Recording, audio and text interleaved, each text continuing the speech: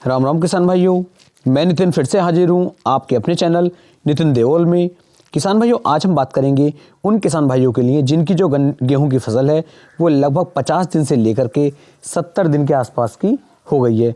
यानी कि जब आपकी फसल लगभग 50 से लेकर 70 दिन के आसपास की हो जाती है, उस समय पर किसान भाइयों आपको या तो एक स्प्रे करना चाहिए या फिर किसान भाइयों एक खाद अपनी गेहूं की फसल के अंदर डालना चाहिए। और एक फार्मूला किसान भाई मैं आपको बताऊंगा कि उसमें आपको एक स्प्रे करना है और एक खाद भी अपनी गेहूं की फसल के अंदर डालना है जब आप अपनी गेहूं की फसल की सिंचाई करेंगे तब। इनसे दो बेनिफिट आपको देखने को मिलेंगे। एक तो आपकी फसल पीली बिल्कुल नहीं पड़ेगी और जो बालियां आएंगी बहुत ही शानदार बन करके आएंगी। दूसरा किसान भाइयों, जो दानों का भराव होगा, दानों का भराव अच्छी तरीके से होगा, कोई भी दाना आपका पिचकेगा नहीं और ना ही वो काला या लाल पड़ेगा। तीसरा किसान भाइयों, जो हमारी गेहूं की फसल की जड़ें होती हैं, जड़ें अच्छी तरीके से मजबूत हो जाएंगी, तना बहुत ज़्यादा मजबूत हो जाएगा और हल्की बारिश में या फिर आंधी चलने पर भी हमारी जो फसल है वह तेज़ी के साथ नीचे नहीं गिरेगी। तो एक स्प्रे के बारे में बताने वाला हूँ, एक खाद के बारे में बताने वाला हूँ। यदि इस स्प्रे को आप ऊपर कर देते हैं और खाद को जब आप बरसात मतलब जब आप सिंचाई करेंगे खेत की, पानी भरेंगे, उस समय पर इस खाद को आप नीचे डाल देते हैं तो सारे कार्य ये खाद और स्प्रे कर देंगे। आपको फिर कुछ भी करने की आवश्यकता नहीं पड़ेगी। उसके बाद यदि आप चाहें तो बालियाँ निकलने के समय भी आप कोई और खाद ना डालें, क्योंकि ये दोनों इतनी अच्छी तरीके से गेहूँ की फसल के अंदर जोर लगाएंगे कि बालियाँ अच्छी तरीके से बनेंगी और गेहूँ आपकी लगातार ग्रोथ करती रहेगी। तो चलिए शुरू करते हैं। यदि अभी तक आपने चैनल को सब्सक्राइब नहीं किया है तो अपने भाई के चैनल को सब्सक्राइब कर लें, जिससे कि आने वाली वीडियो की नोटिफिकेशन आपको समय से मिलती रहे। तो ध्यान देना, जब आपकी जो फसल है लगभग 50 दिन से लेकर के 70 दिन के आसपास की होती है, उस समय पर आपको ये स्प्रे करना है। और स्प्रे करते समय आपको ध्यान देना है कि आपकी गेहूं की फसल के अंदर नमी लगातार बनी हुई होनी चाहिए। यदि नमी बनी हुई नहीं है तो आपको नुकसान भी हो सकता है। तो यहाँ पर आपको स्प्रे करना है NPK 05234 का, जिसके अंदर किसान भाइयों आपको फास्फोरस 52% और पोटास की मात्रा 34% मिल जाती है।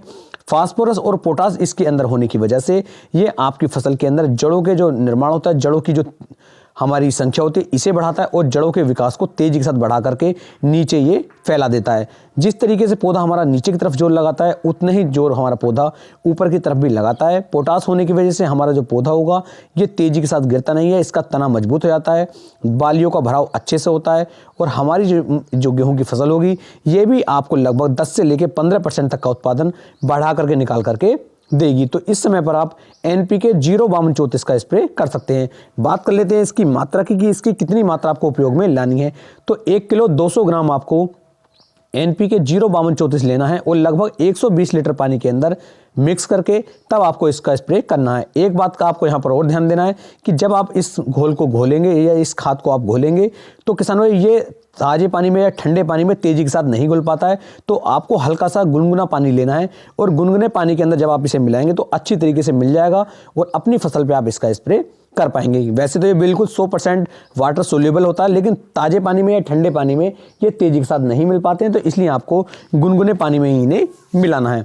अब बात करते हैं खाद की कि कौन सा खाद आपको डालना है। तो किसान भाई, इस स्प्रे को करने के बाद जैसे ही आप अपनी गेहूं की फसल की सिंचाई करेंगे तो सिंचाई करने से पहले आपको लगभग 15 किलोग्राम इस खाद को लेना है और अपनी गेहूं की फसल के अंदर डाल देना है। जैसे ही आप इस खाद को गेहूं की फसल के अंदर डालते हैं, ये भी बहुत अच्छी तरीके से गेहूं के अंदर ग्रोथ करने में मदद करेगा, पीलेपन को बिल्कुल हटा देगा और आपकी जो बालियां आएंगी वो काफ़ी शानदार, मोटी, लंबी और चमकदार आएंगी। दाने का जो भराव होगा किसान भाइयों वो भी बहुत ही ज़बरदस्त होने वाला है। तो आप इस खाद की मात्रा 15 किलोग्राम प्रति एकड़ के हिसाब से ले सकते हैं। इस खाद का नाम है किसान भाइयों कैल्शियम नाइट्रेट। तो कैल्शियम नाइट्रेट की मात्रा 15 किलोग्राम आपको लेनी है और लगभग 15 किलोग्राम आप बालू रेत ले लीजिए और दोनों को मिला करके सिंचाई करने से पहले अपने खेत के अंदर डाल दीजिए।